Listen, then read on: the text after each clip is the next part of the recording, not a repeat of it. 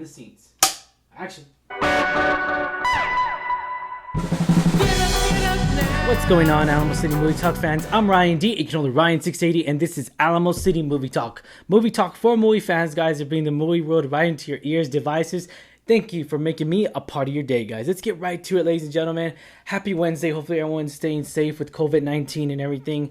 And yeah, let's get right to it, guys. I mean, so this is a movie that I truly am so passionately ready to see. I really am. Tenet. This will actually be, fun fact, this will actually be my very first movie going back to the movie theater. So movie theaters have slowly opened up here in San Antonio, Texas. And this will be the first movie back since, I think, February or March. I mean, it has to probably be February, I would say, like the last week of February or beginning of March. That was the last time I was at a theater. So that's a fun fact for you guys that, you know, it's going to be. And here's the thing. I am super excited to see this movie, and I will be seeing this next week, guys. So that's going to be a huge, I'm really excited because you get early access to it. And yeah. All right, guys, so let's get right to it, man. Hope y'all ready for this reaction. All right, let's check it out here. Let's see. All right. All I have for you is a word. Tenet. Use it carefully. Audiences have never seen anything like this before. It's a swift, kind of action-packed adventure movie. There are certainly images that I have never seen before on screen. It's a really hair-raising, high-stakes thriller from an extraordinary filmmaker. To do what I do, I need some idea of the threat we face. Tenet is an espionage story. It's a classic spy story.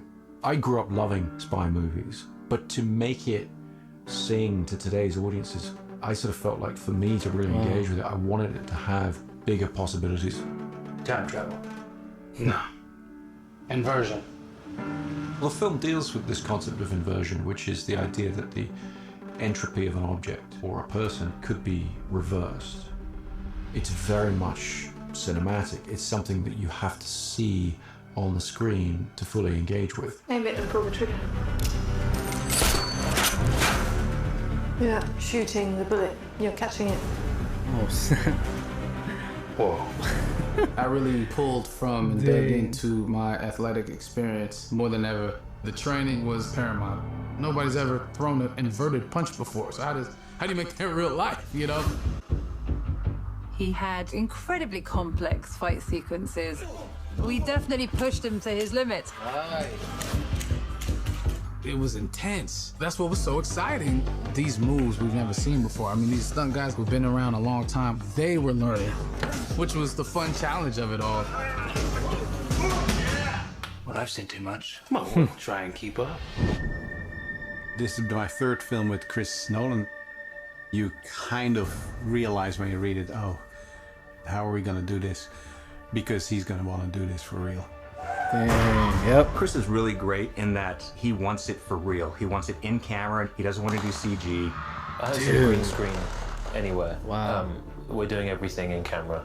Our method of visual effects is try and do everything without them. It's almost like documentary-like. It's all practical, it's all there. It just pumps you up to know that. And it's extremely helpful, obviously, on a performance level for the actors. I think the audience is always aware on some level of the difference between things that are animated and something that's been photographed. We always take the approach that if we possibly can, we'd like the actors to be in real environments. Well, I was in. I didn't want any stunt doubles. I wanted to do it for the team because it just benefits the film. Everybody was blown away by John David's enthusiasm. The physicality of that man is, you know, out of this world. If we hadn't had a performer of such skill and energy, those things wouldn't have been possible to do in camera. Chris, after one of the meetings, he was like, it's gonna be hard. He said it just like that. And I laughed, but months later. Oh man, that's awesome. Yeah, you were right, sir. It's very hard. Yeah, you were right. Chris always sets the tone. He sets the tone for me and for the actors. The actor on a Chris Nolan shoot is very much, you know, it's very much part of a crew. That's awesome. You feel the sense that this is someone who's telling the story this way because oh man, yes, I forgot he was in here. believes in. This man, he just stands there. I don't know how he does it. He's right there. His involvement is more than 100%. He really loves it. He can just keep shooting. The rain's coming down. He's like loving it. You lose the right to complain about anything. I mean, it's a good move on his part. It's infectious. You can't help but to want to keep going and give it your all. Every film, you're trying to challenge yourself because you're trying to give something new to the audience. You do that by building on what you've done in the past. Every production we have came a step further, and every production has more and more sequences in it that we chose to shoot on IMAX. At this point, they're sort of the workhorse for us. Love it. Which is really funny because when we first started shooting with them, it was such a big deal. God, it's a very imposing camera. It feels very important when you're shooting something on IMAX. There's a nice pressure to it. It kind of makes you bring your A game pretty quickly because you know that this film is kind of precious.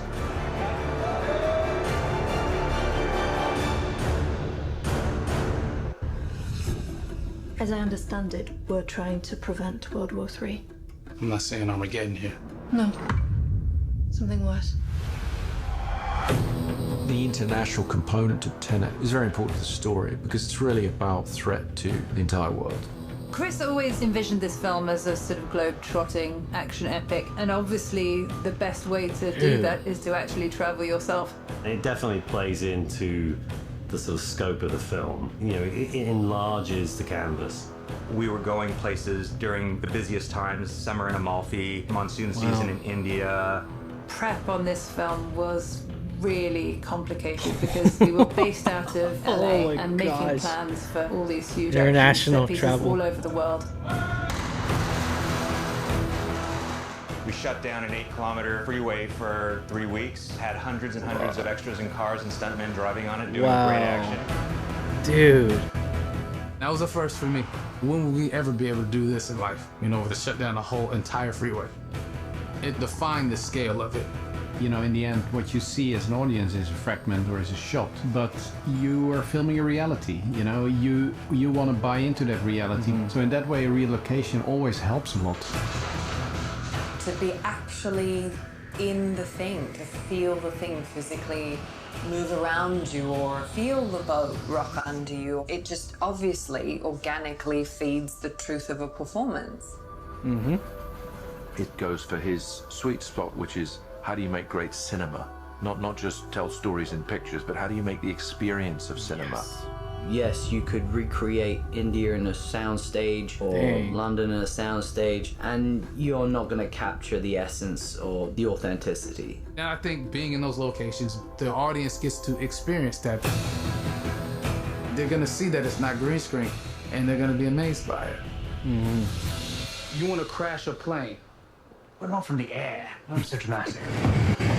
Writing the plane crash, I knew I wanted to try and do it in some ways in camera. It read on the page as the most exciting sequence, and I definitely was scratching my head about how we were going to achieve it. One of the first things I asked Chris was, you know, how big do you want the plane? He laughed, and I said, I think I can get you a real plane. What? To see a plane like this actually kind of makes you realize what we're all flying in when we're flying. These things are huge. We tend to get the scale of it when we're just kind of walking in through the gangplank. There was an enormous amount of prep that went into that sequence because we were shooting at a working airport, and they're not traditionally, you know, in the business of crashing planes for real. I was like, how are they gonna pull this off? Dude. Like, there's no way they're gonna crash this thing into that building. A lot of these sequences, you kind of read it in the script, and you just think, yeah, would be cool in a movie. And then you get to set, and it's like, yeah, we've got a 747, we're crashing it into a building. That's how we're achieving the 747 crashing into a building. Wow. It feels very, very real, essentially because it is real. Oh, shoot. Dude. And try to understand it. Feel it. With Tenet, I'm hoping to really give the audience a reason for reapproaching action cinema so that they get some of that sense of excitement that I had when I was a kid watching the first spy movies I saw. I'm hoping that this gives people a sort of ultimate cinematic experience. You feel you're being taken through a story, but you also feel you're part of a story. That's what's wonderful about his films. You just get transported into a different world. And that's what cinema is to me. It has to transport you. It has to be larger than life. I mean, it's the biggest movie anyone's ever done ever. Dude. No one's doing this stuff. And I don't think they ever will again. Oh, man. Nobody can really hold a candle to what Chris does, which is create this epic tale of survival and in it thread an incredibly human story. I think you're seeing Christopher Nolan inspired. You're going into an experience that you never had before in the cinema. It's a brilliantly calculated, precise, controlled, amazing story. That's also completely out of control. Once you're on the ride of Tenet, you're gonna have to really hold on to your seat. Oh man, dude, yes. How would you like to die? Oh, the accent. You chose the wrong profession. Oh man, dude. All right, man. All right. Okay, so first a few thoughts that I do want to mention is that right out the bat, I do love and adore Christopher Nolan for the cinema stuff that he's done in the past. Of course, Interstellar. We can all name a bunch of them. You know, Inception and all that. And here's the thing: I've always loved, and that's why I feel like the Batman, like the Dark Knight. That's why I feel like the Dark Knight trilogy really did so well, was because he used small minimum CG, and if not any, like he really was like, hey, if Batman was real, this is exactly he would be in our world today. And I love that he has that concept of not just making a great superhero movie, but making a great cinema film. And that's the one thing that I really do love and adore from him, because I mean, dude, he's a great filmmaker. He's the top of the line filmmaker. And here's the thing. This feels like a 007 movie, because I know there was talks before he signed on to do this one. There was talks that he was going to do 007. Well, looks like he made his own 007, it looks like, and it looks really great. The cast itself is so unique. I love the cast. I know I've done trailer reactions to this already, so I love the cast already. John David Washington, what I've known him as, of course, we all known him as, was Klansman, and another one, show called Ballers, ladies and gentlemen. If you haven't seen Ballers, be sure to check that out. But yeah, Ballers, and he actually plays a supporting role in there. It's actually really done very well, and I love him. That's where I first saw him, was in Ballers, was John David Washington. And fun fact, if you did not know, ladies and gentlemen, is that he's actually Denzel Washington's son. So just in case y'all did not know, guys, he is Denzel Washington's son, and he did produce a movie that George Washington, the Book of Eli, I believe, he produced. He got producing credit in there. So I mean, dude, this movie looks phenomenal. I love the special. I mean, I love how he's not able to use special effects, and even Robert Pattinson was all like, yeah, you're not gonna believe it's special effects because it's not. It's real. Like, this is it. This is the real deal. And that's what I've always loved about Nolan, is that he's always been able to get these live actual sets.